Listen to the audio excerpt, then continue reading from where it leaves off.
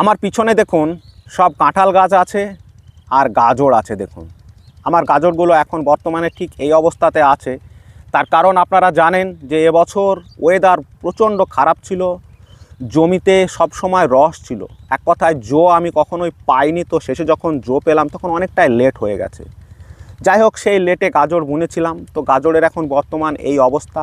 কাঁঠালের জমিতে গাজর আছে, তো গাজরগুলো বর্তমানে কেমন হয়েছে আপনাদের দেখাবো। ভিডিওটি দেখতে দেখতে ঠিক এইভাবে চ্যানেলটিকে সাবস্ক্রাইব করে দেবেন। সাবস্ক্রাইব করে পাশে থাকার জন্য আপনাকে ধন্যবাদ। হয়তো প্রথম ভিডিও আজকে এই গাজর নিয়ে আমার, তো আপনারা গাজরগুলো দেখুন কেমন হয়েছে, আর দেখতে দেখতে চলুন কথা বলি। আমি ঠিক কিভাবে গাজরগুলোকে চাষ করেছিলাম আপনারা দেখুন। এই দেখুন এখানে ড্রেন আছে, তো এদিকে 3.5 ফুট থেকে 4 ফুটের মতো বেড আছে, তারপর মিডিলে ড্রেন আছে, তারপর আবার এই দেখুন এখানে গাজর আছে, তারপর আবারও ড্রেন আছে। এই দেখুন আবারও ড্রেন, এই দেখুন ওই দেখুন ড্রেন, তারপর এই দেখুন এখানে গাজর আছে, তারপর আবারও ড্রেন আছে। তো এই রকম মিডলে ড্রেন, তারপর বেডের ওপরে গাজর আছে। আর গাজরগুলোর বর্তমান অবস্থা দেখুন ঠিক এই রকম হয়ে গেছে। এই দেখুন এই রকম আছে এখন। এই দেখুন গোড়াগুলো বেশ মোটা মোটা হয়ে গেছে, গাজর নেমে এসছে। এই দেখুন এরকম মোটা গাজরও নেমে এসছে।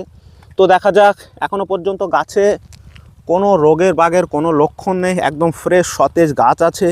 জমিতে প্রচুর পরিমাণে আগাছা ছিল, তার কারণ এই জমিতে আপনারা দেখেছেন যে কুল গাছ ছিল, তো সেই কুল গাছ থাকার ফলে জমিতে প্রচুর আগাছা ছিল, তো সেগুলোকে নির্মূল করে দেওয়া হয়েছে। এখন জমি দেখুন একদম পরিষ্কার।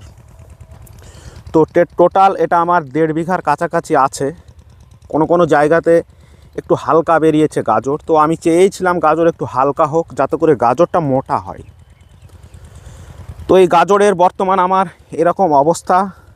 তো এখন আর কিছুদিনের মধ্যে একটা বৃষ্টির আশঙ্কা দেখা দিয়েছে। এই বৃষ্টিটা যদি না হয় কিছুদিনের মধ্যে এখানে আমি সেচ দেব। তো গাজরের যা পরিস্থিতি আছে, সেচে আমি বিশেষ কিছু দেব না।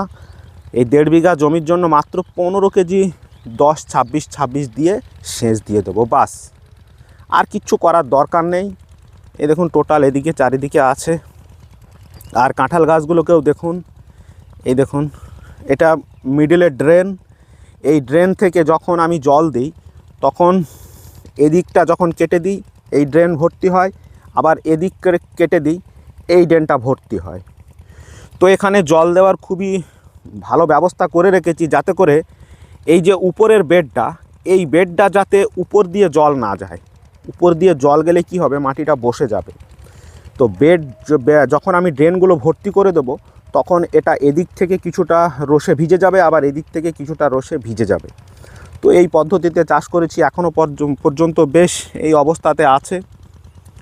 তো শেষমেশে গিয়ে কেমন দাঁড়ায় সেটা আপনাদের অবশ্যই আপডেট দিয়ে আমি জানাবো। আপনারা সুন্দর সুন্দর ভিডিওগুলো দেখতে থাকুন, আর পাশে থাকা ফলো বাটনটিকে প্রেস করে একটু ফলো করে দিয়ে সঙ্গে থাকবেন। ধন্যবাদ। তো আপনারা দেখলেন আমার গাজরের অবস্থা। এই দেখুন টোটাল জমিতে এইরকম। তো আপনাদের কাছে অনুরোধ থাকবে যে আপনারা আমার এই ভিডিওগুলোকে একটু লাইক কমেন্ট শেয়ার করে দেবেন। আপনাদের যদি কিছু জানার থাকে কমেন্ট করবেন। আর আমি আমার এই চ্যানেলে প্রত্যেক দিন রাত 8টা থেকে 8:30টার মধ্যে লাইভে আসি।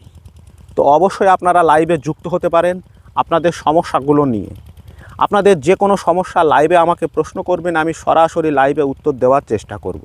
তো যাই হোক, আপনারা সুস্থ থাকবেন, ভালো থাকবেন।